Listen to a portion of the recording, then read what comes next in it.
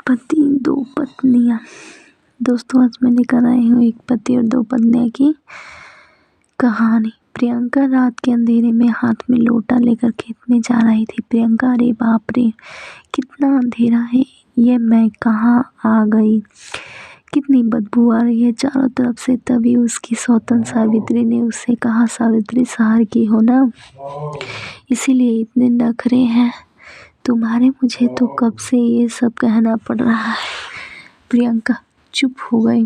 अंधेरे में वो और उसकी सौतन सोच करने के लिए बैठ गए। तभी उनके ऊपर टॉर्च की रोशनी आकर गिरी। सावित्री और प्रियंका चौंक गई। प्रियंका, कौन है वहाँ? प्रियंका डर गई। किसी से उसको इस हालत में देख तो नहीं लिया। उसे बहुत शर्म आई। बचपन से वो शहर में पली बड़ी है। उसने कभी नहीं सोचा था कि उसकी शादी गांव में होगी, लेकिन बेचारी को क्या पता कि कॉलेज में उसे एक गांव के लड़के से प्यार हो जाएगा। वो पहले दिन कॉलेज गई और उसी कॉलेज में राजीव का भी एडमिशन हुआ था। राजीव भी कॉलेज गया। राजीव को देखते ही प्रियंका के दिल में घंटी बजने लगी। प्रियंका मन में, अरे यार, वो लड़का तो बहुत ही हैंडसम है। पहली नज़र में मुझे उससे प्यार हो गया। राजीव भी प्रियंका को देखकर हंसने लगा। राजीव मन में, लड़की कितनी खूबसूरत है, काश इस लड़की से मैं शादी कर सकता, लेकिन वहाँ गांव में मेरी शादी हो चुकी है। नहीं, इस लड़की को ये नहीं पता सकता। राजीव की शादी बचपन में ही हो गई थी। उस सावित्री भी तब बहुत छोटी थी। राजीव के गांव में ऐसा ही होता था। लड़के के साथ लड़की की बचपन में शादी करवाई जाती थी ताकि बड़े होकर उसका मन बाहर न लगे, लेकिन यहाँ तो राजीव का मन लग रहा था। कुछ ही दिनों में राजीव के साथ प्रियंका की अच्छी दोस्ती हो गई और प्रियंका ने राजीव से कहा, प्रियंका, राजीव, मैं तुमसे बहुत प्यार करती हूँ, मैं तुम्हारी धर्मपत्नी बनना चाहती हूँ। राजीव, मैं भी तुमसे बहुत प्यार करता हूँ। प्रियंका, लेकिन क्या? राजीव, कुछ नहीं, कॉलेज खत्म होने ते ही शादी कर लेंगे।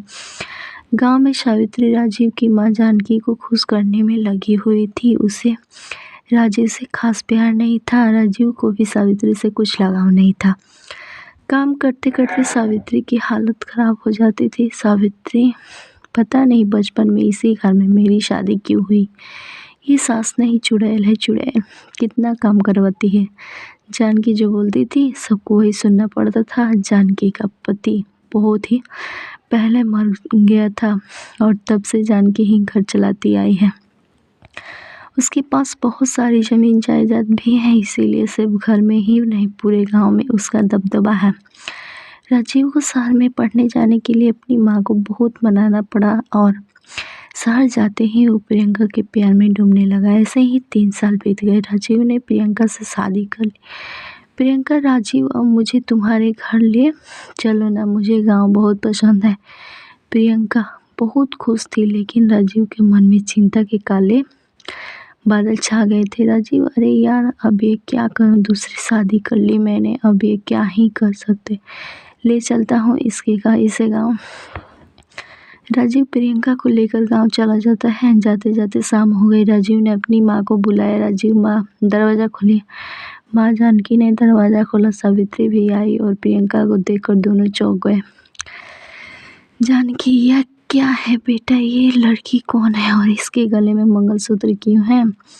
राजीव, असल में राजीव ने सब कुछ बताया। जानकी और सावित्री दोनों गुस्सा हो गए। राजीव शादीशुदा था, ये जानकर प्रियंका बहुत गुस्सा हो गई। प्रियंका, तुमने मुझे धोखा दिया है राजीव, तुमने मुझे झूठ बोला है। राजीव, नहीं प्रियंका, मेरी बात तो सुनो। राजीव ने प्रियंका को समझाया कि वो सावित्री से प्यार नहीं करता और सावित्री के साथ उसकी शादी बचपन ही हो गई थी। तब जाकर प्रियंका ने रोना बंद किया। जानकी ने प्रियंका को स्वीकार कर लिया, लेकिन तभी प्रियंका का पेट दर्द करने लगा। प्रियंका, राजीव, तुम्हारा बाथरूम किस तरफ है? राजीव, बाथरूम तो नहीं है। प्रियंका, नहीं है मतलब मुझे शौच करने जाना है। तुम लोग शौच कहाँ करते हो? सावित्री, खेत में चलो, मैं तुम्हें ले चलती हूँ। ये सुनकर प्रियंका को जैसे हार्ट अटैक आ गया। प्रियंका, खेत में मतलब मुझे भी खेत में जाना होगा? सावित्री, हाँ, अब गांव की बहू बनकर आई हो तो इतना तो करना ही होगा, ये तो तुमके पहले ही सोचना चाहिए था। जानकी बड़ी बहू, ले जाओ इसे खेत में। सावित्री प्रियंका को खेत में ले गई। चारों तरफ अंधेरा ही अंधेरा था। प्रियंका को बहुत डर लग रहा था। प्रियंका, मुझे बहुत डर लग रहा है दीदी। सावित्री, पहली बार है ना, इसीलिए धीरे धीरे आदत पड़ जाएगी। अब कपड़े उठाकर बैठ जाओ। शौच खत्म होने के बाद इस लोटे के पानी से धो लेना। प्रियंका ने जैसे जैसे करके शौच कर लिया, लेकिन उसे बहुत ही गंदा लगा। वो दोनों लौट आए। रात को प्रियंका ने राजीव से कहा, प्रियंका सुनो, क्या घर में क्या शौचालय नहीं बना सकते? राजीव, अरे नहीं नहीं, ये गलती से भी माँ के सामने मत कहना, वो बहुत गुस्सा हो जाएगी। प्रियंका, लेकिन क्यों, इसमें गुस्सा होने वाली क्या बात है?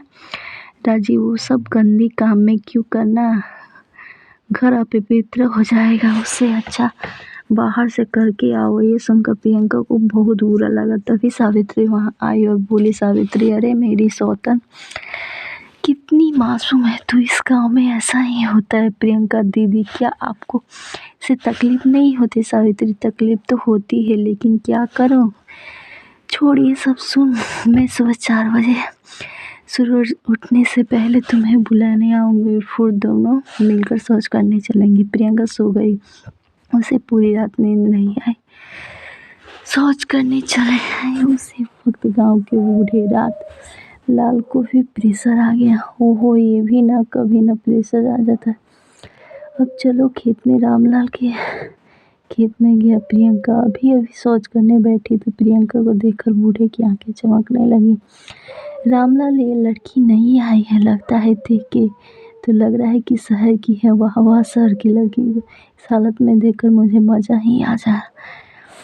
बूढ़ा रामलाल आंखें फाड़ फाड़ कर दिखने लगा। रामलाल अंधेरे में ठीक से दिखाई नहीं दे रहा है। रामलाल ने टॉर्च चलाया। प्रियंका के ऊपर टॉर्च की रोशनी आकर गिरी और डर गई। प्रियंका, कौन है वहाँ? तभी रामलाल डर के मारे भाग गया। प्रियंका बहुत डर गई थी। उसने घर लौटकर अपनी सास से सारी बातें बताई। आज किसी ने मुझे शौच करते हुए देख लिया। सावित्री, यहाँ हमारे ऊपर किसी ने टॉर्च मारा। जानकी, कोई आ गया होगा। कोई बात नहीं। क्या मतलब है माँ जी, मेरा कोई मान सम्मान नहीं है क्या? घर में शौचालय होता तो मुझे आज कोई इस हालत में नहीं देखता। सावित्री, हाँ माँ जी, दुनिया आगे बढ़ गई, घर में शौचालय का होना बहुत ज़रूरी है। सुनकर जानकी गुस्सा हो गई। जानकी, तुम दोनों की हिम्मत कैसे हुई ये बोलने की? इस बारे में कोई बहस नहीं करेगा, जाओ यहाँ से। प्रियंका को बहुत बुरा लगा। अगले दिन 4 बजे प्रियंका और सावित्री फिर से शौच करने गए थे। फिर से रामलाल वहाँ आ गए। रामलाल, ओहो क्या नज़ारा है, ऐसा नज़ारा अब से हर रोज़ देखने को मिलेगा। उसके बाद हर रोज़ रामलाल चोरी छुपे हुए देखने लगा। उसकी नीयत खराब थी। ऐसे ही दिन बीतने लगे। प्रियंका जब जब शौचालय के बारे में कहती तब तब घर में झगड़ा होने लगता। राजीव, प्रियंका, मैंने कितनी बार कहा है कि माँ से शौचालय के बारे में कोई बात नहीं करना।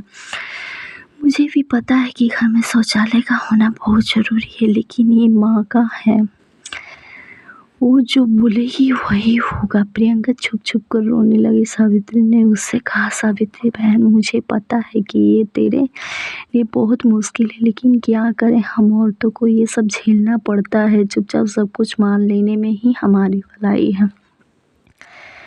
प्रियंका, नहीं, मैं ऐसे नहीं रह सकती, मैं मायके जा रही हूँ।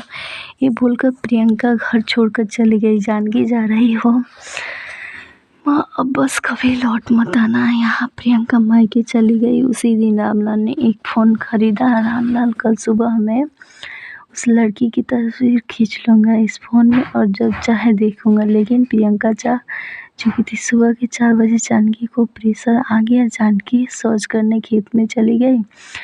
तभी रामलाल ने वहाँ फ़ोन से तस्वीरें खींचने लगा। रामलाल, ये तो जानकी है, वो लड़की कहाँ गई? रामलाल तस्वीरें डिलीट करने लगा, लेकिन उसे फ़ोन यूज करना तो आता ही नहीं था।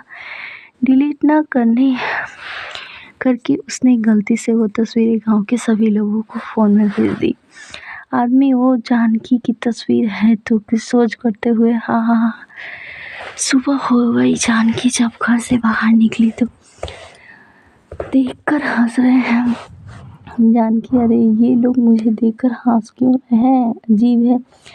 तभी राजीव दौड़ते हुए और अपने फ़ोन में से वो तस्वीर जानकी को दिखाई। राजीव माए, किसी ने आपकी तस्वीर खींचकर वायरल कर दिया है। जानकी हाय हाय ये क्या हुआ, मेरी तो इज्जत ही लूट गई। सावित्री माँ जी, प्रियंका बहन की बात मान लेती तो आज ये दिन ना देखना पड़ता। जानकी हाँ बड़ी बहू, तूने सही कहा, घर में शौचालय न का होना बहुत ज़रूरी है।